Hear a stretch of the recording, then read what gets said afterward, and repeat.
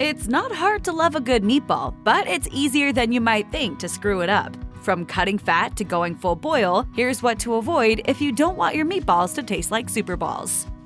Many home cooks think of meatballs as a tasty way to stretch a relatively small quantity of meat, and thus think of them as a budget dish. Of course, there's absolutely nothing wrong with this, but while meatballs can be delicious when crafted with inexpensive meats, the meat you choose still matters. Ideally, you want your finished meatballs to be not only flavorful but moist and tender, without being mushy. To achieve this, it's critical to start with the right proportion of meat to fat. I need 12 pounds of prime Angus with a medium decal, ideally slaughtered in the spring, no later than mid-June. You might be wondering why meatballs need fat if they're also going to include breadcrumbs and eggs, which have their own fat. The truth is, much of meat's flavor is in the fat, which keeps meatballs juicy and moist as it renders. But you don't want to bite down on big chunks of grease when you're eating. When it comes to meatballs, the optimum balance is 70% meat to 30% fat. It's fairly easy to find ground beef with these proportions, but another easy way to achieve this balance is to combine equal parts ground pork, which is inherently fatty, and lean ground beef. Most meatball recipes call for a bit of starchy filler, such as dry breadcrumbs, oatmeal, or soaked bread, meant to keep the meatballs tender, hold everything together, and add bulk. Balance here is key. Too little binder and your meatballs may turn out dry, but add too much and your meatballs are mushy and could even fall apart. Avoid the temptation to add extra filler to stretch out your meat supply. The resulting meatballs won't be very satisfying, given that they'll lack some of the meaty flavor. In addition, if you're using a recipe from a trusted source, follow it closely. If it's been professionally tested, there's a good chance the right proportion of bread to meat has already been correctly calculated for you. Be prepared to get out your scale. If the recipe lists amount of bread or crumbs by weight, weigh your filler rather than measuring it by volume with a measuring cup. Different brands of breadcrumbs vary in size and composition, which will affect less accurate measuring methods. Eggs are another common ingredient in meatball recipes. Because they're so rich and flavorful on their own, many cooks assume that the role of eggs is to lend fat, flavor, and moisture to the finished meatballs. But while eggs do contribute moisture to the initial meatball mixture, most of this will evaporate by the time the meatballs are cooked. Most meatball recipes depend on other ingredients, such as herbs, cheese, and the meat itself for flavor. Instead, eggs serve a more prosaic function, to help hold everything together. As the eggs cook, their proteins coagulate and solidify, binding the other ingredients. In effect, they act as a form of edible glue. Yes, science! Because the role of eggs in meatballs is primarily structural, the number you use really matters. You want enough to keep the mixture stable and easy to handle, but too many will make your mixture overly soft. But that's not all. Excess eggs can also make your meatballs tough and spongy, rather than toothsome and tender. A good rule of thumb is to add 1 egg per pound of meat. For many cooks, one of the most satisfying parts of making meatballs is customizing them with the flavorings of their choice. Creative cooks know how to take a basic meatball recipe and turn it into something original and surprising. But while meatballs invite culinary creativity and offer plenty of opportunities to create new flavor combos, stay mindful of the delicate structural balance needed to keep meatballs intact. For instance, finely chopped vegetables such as mushrooms and onions can contribute a lot of flavor and a nice bit of texture to meatballs, but too much of these can throw off the texture and structure of your finished product. The same can happen if your cuts are too large. You may end up with meatballs that are oddly textured, or worse, refuse to hold together at all. It's tempting to think of meatballs as miniature hamburgers, but while both are yummy round treats made with ground meat, their culinary identities are distinct. Burgers, especially high-end ones, are meant to showcase the pure flavor of meat, while meatballs are intended to be self-contained flavor bombs. So while many burger mavens insist their patties require little more than salt and pepper to be perfect, a good meatball needs to make a strong flavor statement. Mamma mia, that's a spicy meatball! First, meatballs need salt, about 1 teaspoon per pound of meat, and don't stint on the other seasonings. Choose herbs, spices, and other ingredients that complement whatever you're serving them with. Don't limit yourself to tried-and-true Italian-style meatballs, tasty as they are. You can easily experiment with other flavor profiles, such as Middle Eastern-inspired meatballs seasoned with spices like tart sumac, warm cinnamon, Aleppo pepper, and coriander. Or try crafting Japanese-style meatballs flavored with ginger and sake. There's no excuse for a boring meatball.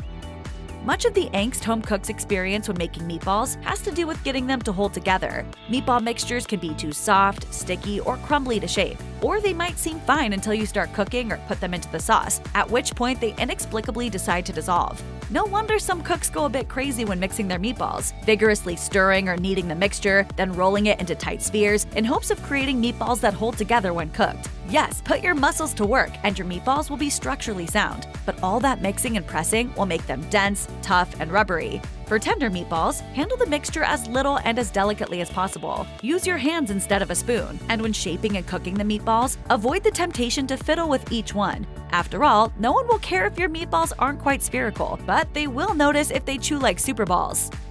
While nobody thinks of meatballs as a fast dish, this sort of recipe falls comfortably within the range of doable weeknight meals. An experienced cook can mix and shape the meatballs, sear them, then simmer them in a sauce after work and have them on the table in time for dinner. But a few extra steps and a bit more time can pay big dividends when it comes to flavor and texture. A good solution to this is to chill the mixture before shaping it. A rest of 20 minutes to an hour in the refrigerator will help stabilize the mixture, making it easier to handle without overworking. While this adds prep time, your meatballs will taste better, and you won't run the risk of watching them fall apart in the pan.